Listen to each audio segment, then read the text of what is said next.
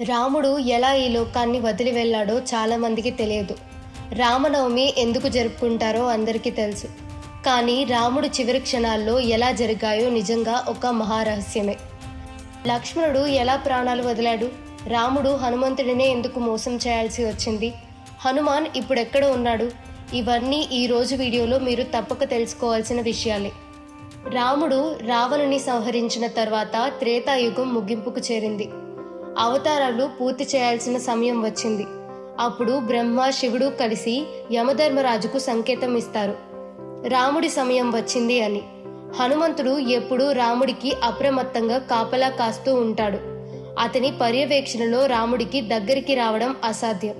రాముడికి శివుడు కలలో చెప్పిన మాట గుర్తొస్తుంది, నీ అవతార సమయం పూర్తయింది రామా. కానీ హనుమాన్ నీపై ఉన్న భక్తి వల్ల యముడు లోపలికి కూడా రాలేకపోతున్నాడు. మరుసటి రోజు రాముడు సీత ఇచ్చిన తన ఉంగరాన్ని ఒక రంధ్రంలో వేసి, హనుమ, సీత ఇచ్చిన ఉంగరం పొరపాటున పడిపోయింది, తీసుకురా అని పిలుస్తాడు. అక్కడి నుంచే కథ అసలు మలుపు తిరుగుతుంది. ప్రభు, దీనికోసం నన్ను ఇంతగా అడుగుతున్నారా? మీరు ఒక్కసారి ఆజ్ఞాపిస్తే చాలు, ఇప్పుడే వెళ్ళి తీసుకొచ్చేస్తాను అని చెప్పగానే హనుమంతుడు తన శరీరాన్ని ఒక చీమంత చిన్నగా చేసి ఆ చిన్న రంధ్రంలోకి దూకేస్తాడు. లోపలికి వెళ్తూ వెళ్తూ చూస్తుంటే అది నేరుగా పాతాళ లోకానికి దారితీస్తుంది. అక్కడి నుంచి నాగలోకపు రాజు నాగరాజు కనిపిస్తాడు.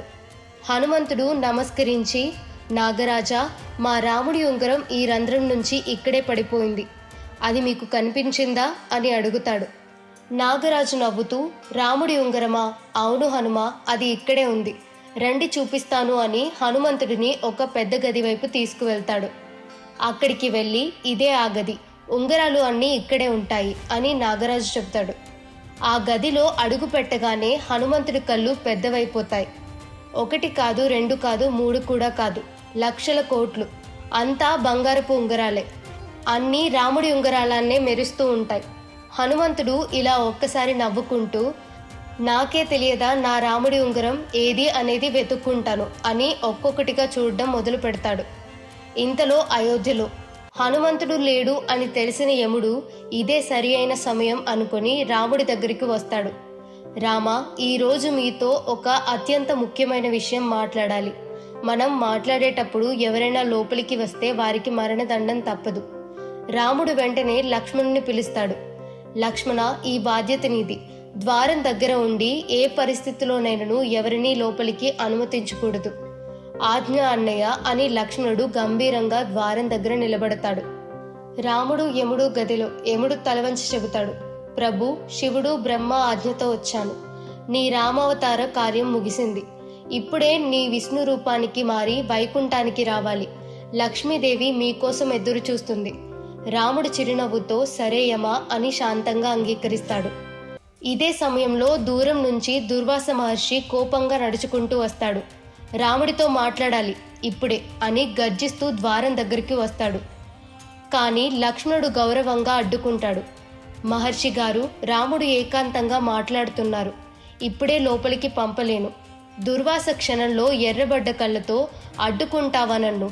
నేను ఇంత దూరం నుంచి వచ్చాను, ఇప్పుడే లోపలికి పంపకపోతే అయోధ్య మొత్తం బూడిద అవుతుంది అని ఘోరంగా గర్జిస్తాడు. లక్ష్మణుడి మనసులో యుద్ధం. లక్ష్మణుడు లోపల ఆలోచిస్తాడు, ఇప్పుడే లోపలికి వెళ్తే నాకు మరణం ఖాయం, కానీ వెళ్ళకపోతే అయోధ్య నాశనం. ఒక్క నిమిషం కూడా ఆలోచించకుండా ప్రజల కోసం, అన్నయ్య కోసం తన ప్రాణం కంటే పెద్దదిగా కనిపించే ధర్మాన్ని ఎంచుకొని ద్వారం తెరిచి లోపలికి అడుగు పెడతాడు. అన్నయ్య, దుర్వాస మహర్షి వచ్చారు అని చెబుతాడు. లక్ష్మణుని చూసిన రాముడు క్షణాల్లో కృంగిపోతాడు. లక్ష్మణ, నువ్వు ఏం చేశావు? లోపలికి వస్తే ఏం జరుగుతుందో నీకు తెలుసు కదా, ఇప్పుడు నిన్ను నేను చంపాల్సిందే అని రాముడు నొప్పితో మాటలు కూడా చెప్పలేకపోతాడు. రాముడు తానేం ఏం చేయాలో అర్థం కాక వెంటనే గురువు వశిష్ఠుని సంప్రదిస్తాడు. వశిష్ఠుడు శాంతంగా చెబుతాడు, రామ, అతన్ని చంపాల్సిన అవసరం లేదు. ఎప్పుడూ నీ నీడలా నీతో పాటే నడిచిన లక్ష్మణుడు నిన్ను విడిచి దూరంగా ఉండటం అతనికే మరణం. కాబట్టి అతన్ని రాజ్య బహిష్కరణ చేయండి, అదే అతనికి శిక్షగా సరిపోతుంది. ఈ మాటలు వినగానే లక్ష్మణుడు హృదయం చీలిపోతుంది. అన్నయ్య నుండి దూరంగా బ్రతకడమా? అది బ్రతకడమే కాదు, చనిపోవడమే మంచిది అని శాంతంగా సరియూ నది వద్దకు వెళ్ళి కన్నీళ్లు కూడా పెట్టకుండా జలసమాధి అవుతాడు. లక్ష్మణుని వెంబడి అతని భార్య ఊర్మిళ కూడా నువ్వు లేని లోకం నాకు ఎందుకు కావాలి అని నదిలోకి దూకి జలసమాధి అవుతుంది. ఈ రెండు దృశ్యాలు రాముడి హృదయాన్ని పూర్తిగా విరగ్గొడతాయి. అతను నిశ్శబ్దంగా సరియూ తీరం వద్ద నిలబడి, ఇప్పటికే నా అవతారం పూర్తయింది, నేను కూడా జలసమాధి అవ్వాలి అని బాధను లోపల మింగుకుంటాడు.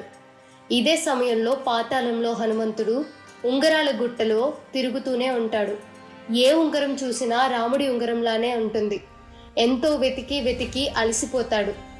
ఓ నాగరాజా, ఏ ఉంగరం చూసినా అదే, ఇన్ని ఉంగరాలు ఇక్కడికి ఎలా వచ్చాయి అని హనుమంతుడు ఆశ్చర్యంగా అడుగుతాడు.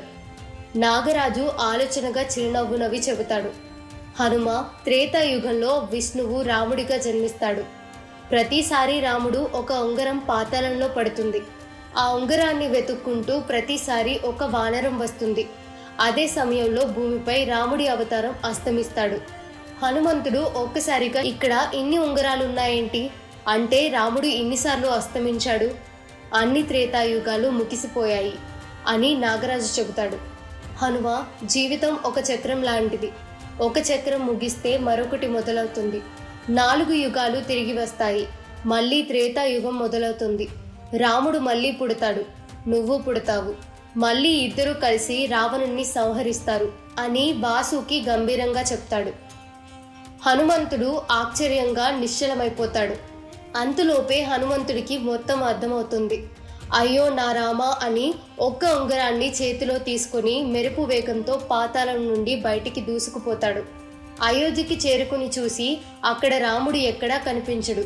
హనుమంతుడు గాల్లో ఎగురుతూ ఎగురుతూ ప్రతి రహదారి, ప్రతి వీధి, ప్రతి దిశ వెతుకుతాడు.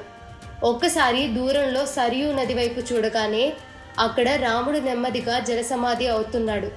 ప్రభు అని హృదయం చీలిపోయే అరుపుతో హనుమంతుడు కిందికి దూకుతాడు.